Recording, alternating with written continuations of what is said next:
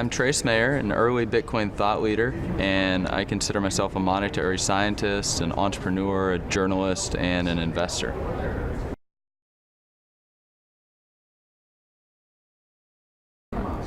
I got into Bitcoin a long time ago, pretty much when it first began. I was publicly recommending it in early 2011, in January of 2011, so well before that initial rise up to over $30 a coin.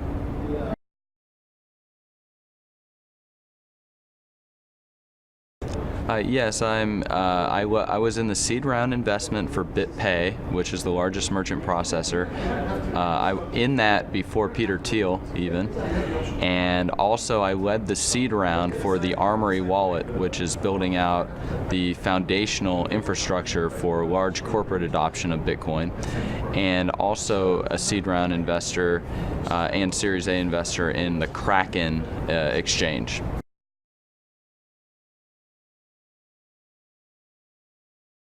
Yeah, so one of the things that really grabbed my attention with Bitcoin is that this is the largest innovation in terms of monetary science that the world's seen in a long time. For example, Nicholas Copernicus, he came up with the quantity theory of money 500 years ago.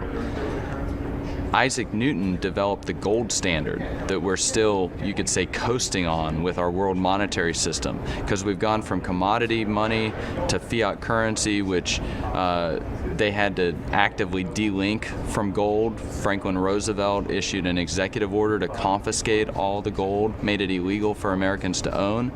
Nixon severed that link, and so we've been coasting on this gold standard that Isaac Newton developed hundreds of years ago, that Johann von Goethe wrote about in part 2 of Faust, all the negative effects that happen to society when this quantity theory of money is, you could say, violated. And Satoshi Nakamoto with Bitcoin, this is the largest innovation in monetary science since Isaac Newton's gold standard. And it's a whole new epoch of money, this math-based money or math-based currency. And it's a protocol, so it's a new layer in the internet also. So the money is just one application of this protocol. We're going to have many other applications in addition to the money or the currency. And so this is extremely exciting, and where this triple entry bookkeeping, this distributed decentralized ledger, where all of this is going to lead in terms of capital formation and accumulation and governance, very exciting, because we came up with double entry bookkeeping, over 500 years ago. And we haven't really had advancements since then, and yet Bitcoin is an advancement all the way across the board in so many different areas, and it's extremely exciting. Thousands of years ago, we had single entry bookkeeping. I've got 5 oranges, and then you erase it and you got 4 oranges, and then you erase it and you got 7 oranges.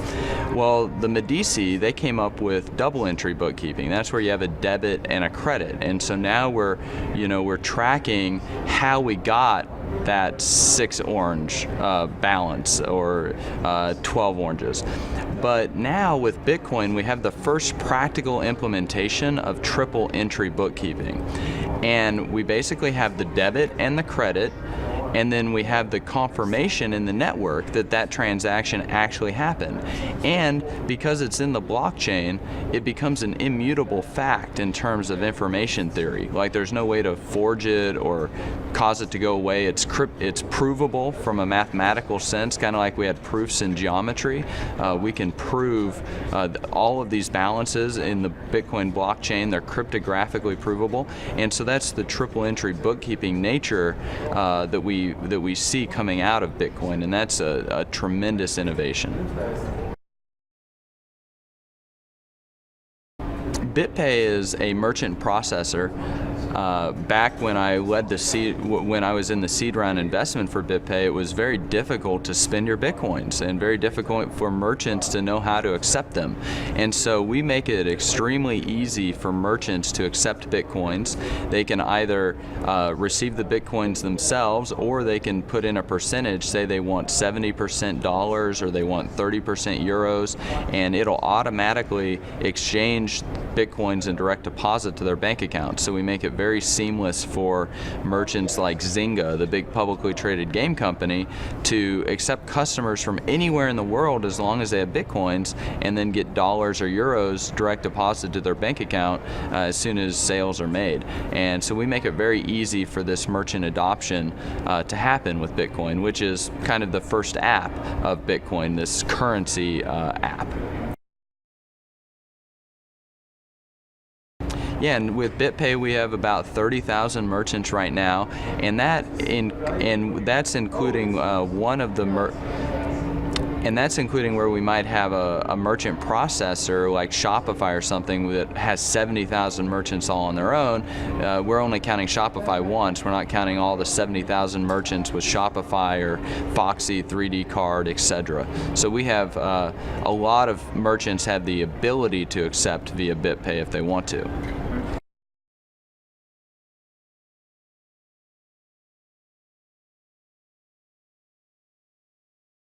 Yeah, so one of the big deals with Bitcoin, and if you read Satoshi's white paper, it's the ability to have a trustless system where you don't need to trust a third party or a central bank or a bank in any way. And really, when you're writing code for cryptography, we have a central theorem. Anything that can be done with a central authority can be done without one. However, in the Bitcoin ecosystem, we need to have ways to organize people and incentivize people with their jobs and to get integration done and stuff like that. And so we see centralized entities like BitPay or the exchanges, etc., come around, and yeah, they're centralized, but I don't think they really pose any threat to the underlying protocol and the trustless nature of that. However, you do need to trust those counterparties, particularly if they're holding the private keys. And some of those entities, like Mt. Gox, who lost $500 million worth of private keys for individuals, proved that they just weren't trustworthy. So we're going to see a lot of creative destruction in that sense, and there will probably be regulation and consumer protection that comes down the pipeline to help build out this entire industry. And I think from an auditor or information system auditor point of view, we're going to see the creation of a whole new industry for this new form of crypto property, for helping secure the private keys, audit the private keys, help do it all in a private manner, help secure the keys in a private manner, all of that. And so we have a lot to build out with this entire new industry and protocol. Just like in the early days of the internet, we had huge things that needed to be built out with the internet in order to make it functional and useful for people to go watch videos on YouTube or order movie tickets on Fandango or have apps on their iPhones or the Android phones, etc.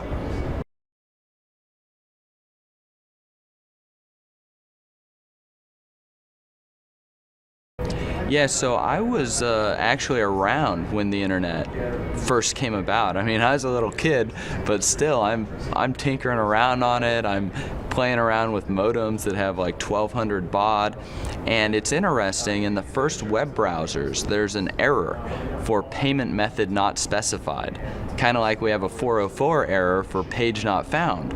And even way back then, the people designing and building the internet and the web browsers, etc., they had foresaw this time when we would have a way to transfer value merely as data or information.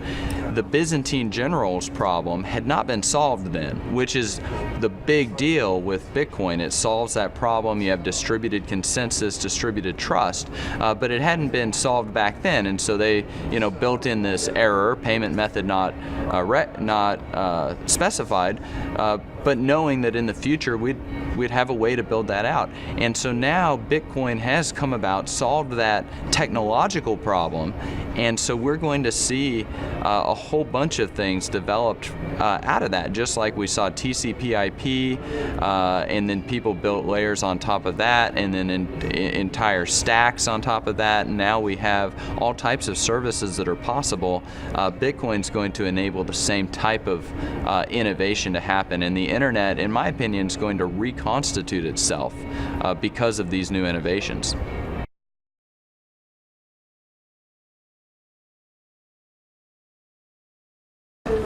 Yeah, so when I first got involved in Bitcoin, there were a lot of things that laid undeveloped. There were a lot of things that needed to be designed into Bitcoin at the very beginning to enable stuff in the future like smart contracts, and there were a lot of things that you could do with Bitcoin, but none of it had been done. And Alan Reiner, he developed this Armory software, and that helps. What he did is he innovated being able to store your private keys offline. And he innovated hierarchical deterministic wallets so that you only needed to do a backup once instead of backing up every 100 addresses like the reference client at the time. And so he made some tremendous innovations to help people secure their Bitcoins. The other thing is Armory never touches your private keys. So you generate all the private keys yourself. Armory never touches them. Armory never holds them or stores them. I mean, you're running this open source software on hardware that you own and control, and that's a big deal because there's no way that Armory can steal your keys, period. And so it's really become the standard for securing Bitcoins in the whole space. And now we've also, Alan's innovated multi-signature with Armory. And so previous to when we're doing this interview, April of 2014, there's been no real safe way for a large hedge fund to have $100 million in Bitcoin. There's been no way to properly segregate the duties and the private keys because they all have to be recombined at one point in time and space, and the employee could steal them, steal $100 million because it's just data. But now we've fixed that problem with Armory, and so it's innovated it's innovated cold storage, it's innovated hierarchical deterministic wallets, and now we've innovated the multi-signature cold storage along with those two things. And it's a very bright future because it's going to enable larger and larger players to safely and securely move capital into Bitcoin.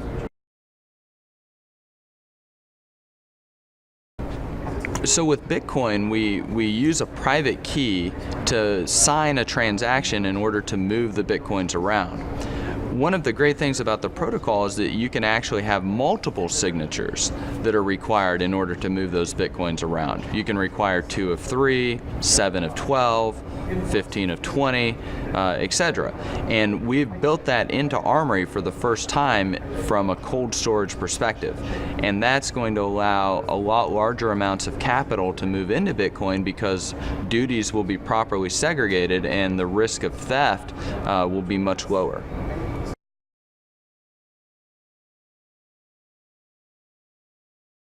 So a few months ago, I was having dinner with Dr. Adam Back. He's kind of like the Gandalf of Bitcoin. And Dr. Back was explaining this concept of side coins to me, where we could have a firewall with Bitcoin, a firewall. We could send Bitcoins over here and do the innovation out here that's currently being done in the altcoins, and then we could upgrade if we find that there are no problems with the innovation that's happening there, but at the same time not threaten the core of Bitcoin. And now Dr. Back has found a way that not only can you send the Bitcoins into the side chain, but you can actually bring them back out. And so I think this is going to be able to help Bitcoin grow and innovate because there's going to be this interoperability between the side chains and the main coin. And when we develop something good on the side chain, we're going to be able to incorporate that back into the core. And so Bitcoin's just going to keep growing and mutating and expanding and keeping that innovation happening around the core protocol. We have a long history of brilliant minds encountering opposition from people who just have no mathematical abilities, no scientific abilities, etc. For example, Nicholas Copernicus, the heliocentric theory. you would say that we're a pro-heliocentric theory society. We don't believe that the sun is revolving around the earth. Well, he came up with the quantity theory of money in 1516. He wrote a book on interest rates in 1526. Who developed the gold standard that all of the nations of the world used to expand global trade and raise standard of living in the whole Industrial Revolution? That came out of Isaac Newton. You would say that we're a pro-Isaac Newton society. And now, as we have the greatest innovation in monetary science since Isaac Newton's gold standard, you would hope that people would be a pro-Satoshi Nakamoto society. That we would want to welcome with open arms these fantastic monetary and scientific achievements. And so people who want to ban it, we had people that wanted to burn Galileo and Nicholas Copernicus at the stake. I mean, where would society be if we didn't harness and benefit from these geniuses? I mean, anybody can, it's really easy to destroy. But what's really difficult is to innovate and to discover. Heliocentric theory, calculus, Newtonian physics, gold standard, Bitcoin, it's all part of our advancement from the swamps to the stars.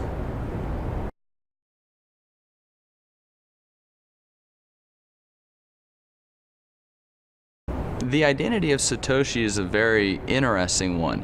Never have we really seen this where society benefits in such a tremendous way, and yet the innovator of that, the discoverer of that, is able to retain their privacy. We don't know if it's an individual, we don't know if it's a group of people, we don't even know if it might be an alien for all we know. I mean, we don't know. But at the end of the day, it's just mathematical code and software code. And that stands on its own. The theory, graph theory, vector calculus, algebraic equations like the Pythagorean theorem, they stand on their own regardless of whoever the personality is that discovered them or Archimedes' principle. So, it would be kind of, part of me is interested to know who Satoshi is. I heard a joke what is a Dorian? It's an unconfirmed Satoshi. And, maybe that's part of the mystique of the story.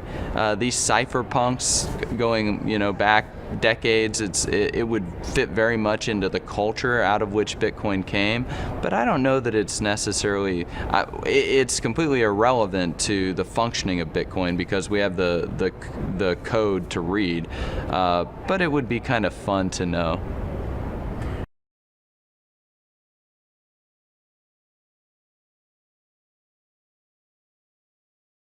I think it will be interesting to see exactly how much economic volume and mass and gravity Bitcoin attains, particularly in the next 5 to 10 years. Already it's just pulling in so much human capital into its vortex, and all of that's leading to innovation and discovery and things of that nature. If we saw just 1% of the assets in offshore tax haven bank accounts come into Bitcoin, we're looking at millions of dollars per Bitcoin at current value.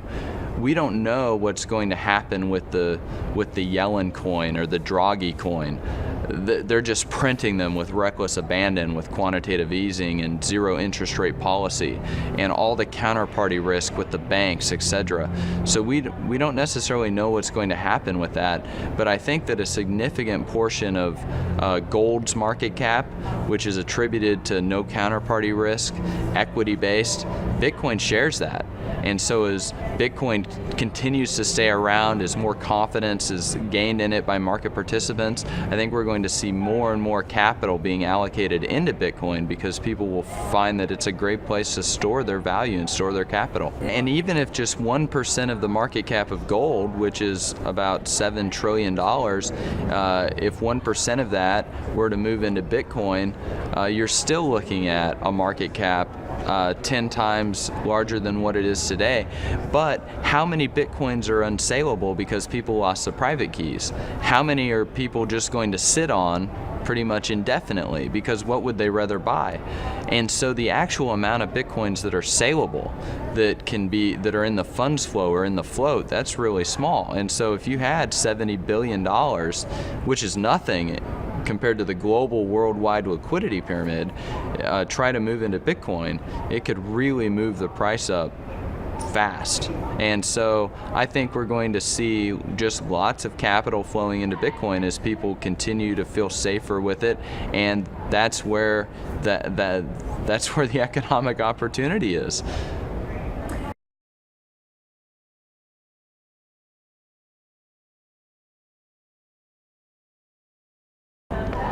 Yeah, so it's very difficult to kind of see all the activity that's going on with Bitcoin.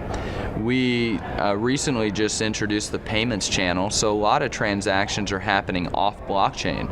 So people don't even see those transactions.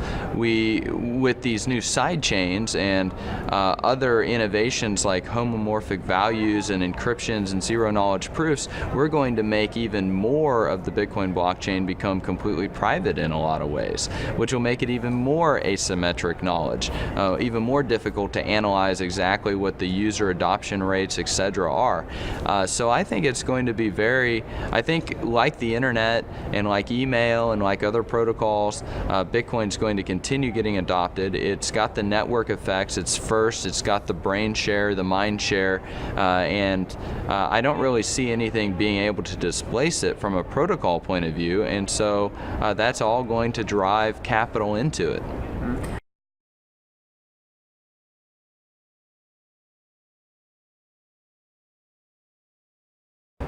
Yeah, so I was trying to put some type of a petroleum product into my truck to actually clean out the engine. I mean, I don't know how my car works. I know how to put gas in it, but even oil changes, I go to a mechanic to get my oil changes done. Cars are very complex.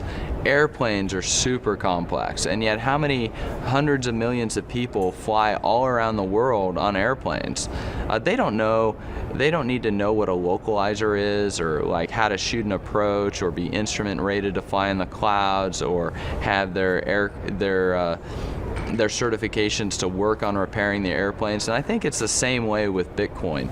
We don't need to know how SMTP works to send emails. Gmail can make that very easy for us. And so I think that even though Bitcoin is very complex and will get more complex as it keeps getting built out, I think we're going to see additional layers or apps built on top of it that make it easier and easier for customers to use. And even with the money that we use today in the currency like dollars or pesos or euros, a lot of people don't even realize or understand how those work, or how they're created, or how interest rates are determined or attempted to be set by policymakers.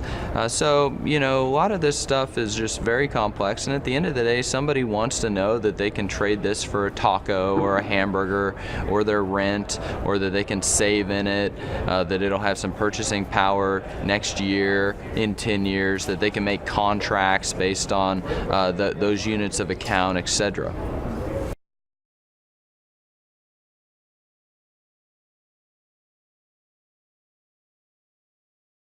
I think that Bitcoin's got a lot of potential, and we're going to be building all of it out. It's a huge technological advance, a huge monetary science advance.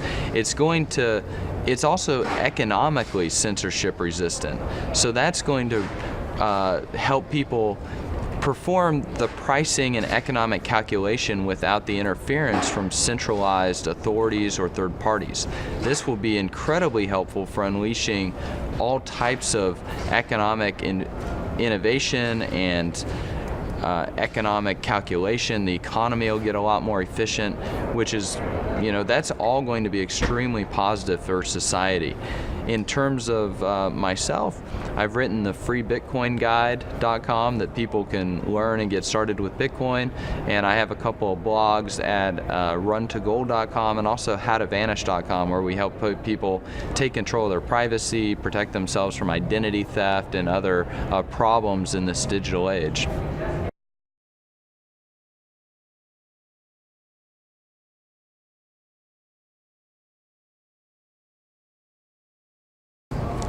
Yeah, so our privacy is extremely important. We have threats to our privacy not only from corporations but also from governments. For example, Google has a patent on price discrimination. They can look at your browsing history, your emails, and they can decide to charge you more merely because they have that knowledge. How this will be applied to insurance companies and health insurance, how governments could use it. We know from history that totalitarian regimes like to use this asymmetric knowledge to enforce their regimes. We have Hitler's Night of the Long Knives, where he targeted all of his political opponents in one night. And that's why he didn't really have much opposition.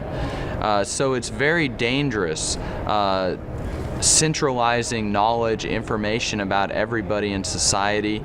And I think that the internet, and particularly now with Bitcoin, anything that can be decentralized will be decentralized, whether it's bandwidth, storage, money, press, communication, all of it. So that's a very positive trend, I think, for society, because otherwise we could find ourselves in a situation that is extremely, extremely dangerous.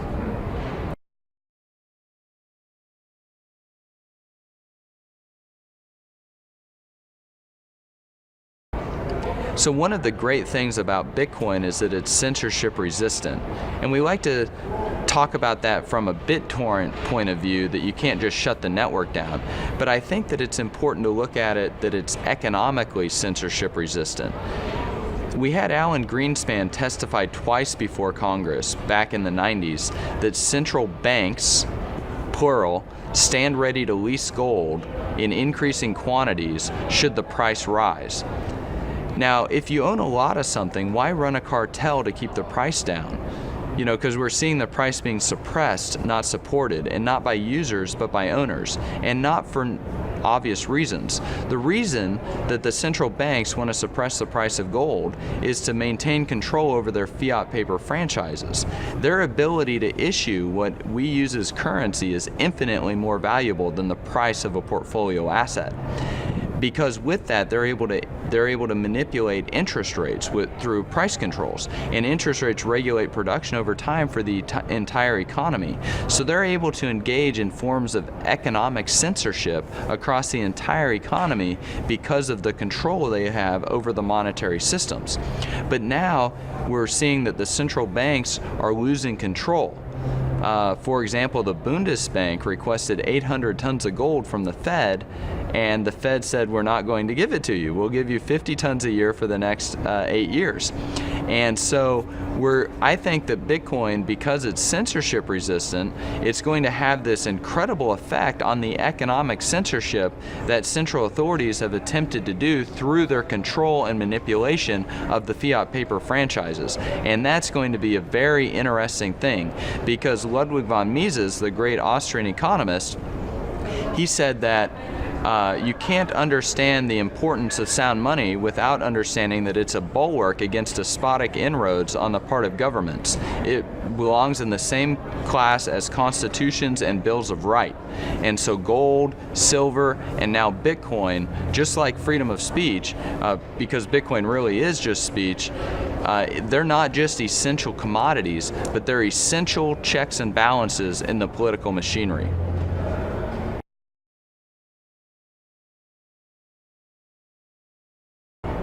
I think that it's going to be interesting to see how Bitcoin affects and grows all throughout the world, particularly on how it impacts China.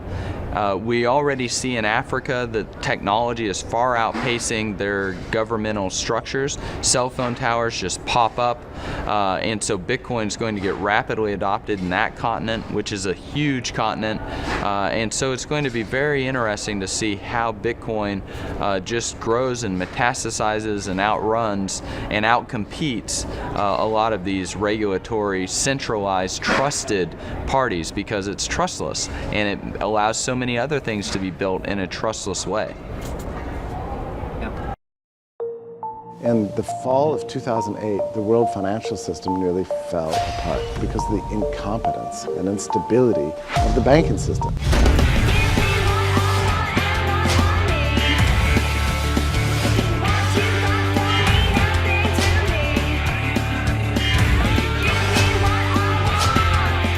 With Bitcoin, anyone can send and receive any amount of money anywhere in the world, basically for free. And there's nothing that the big banks or politicians can do to stop it. At the Money 2020 conference, there was a Bitcoin panel where 4 Bitcoiners were speaking, and behind me were executives and chairmen of the board of several different credit unions. And one turned to the other and said, "These guys don't know the true meaning of evil till we fuck them." You see, I just want your cash.